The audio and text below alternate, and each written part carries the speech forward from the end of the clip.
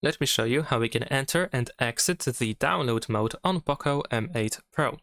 So if you want to go to the download mode, first we need to restart our phone and go to the recovery mode. So if you want to restart your phone, you want to use the power button and volume up button at the same time. You want to press both of these buttons to open this power menu, and then we need to slide down in here to restart your phone. Once that happens, you want to immediately start pressing and holding volume up. And we need to wait to open the recovery mode. So just keep holding volume up until you open the recovery. You will see the POCO logo, you will feel a vibration, but that is fine, you just want to keep holding volume up. And there we go, now we are in the recovery mode.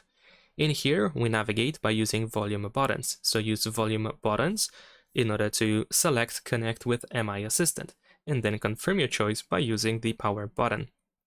And this is the download mode on POCO M8 Pro. Now you can connect your phone to your computer, for example, with the USB cable, and most likely you also need to use some additional software in order to make use of the download mode.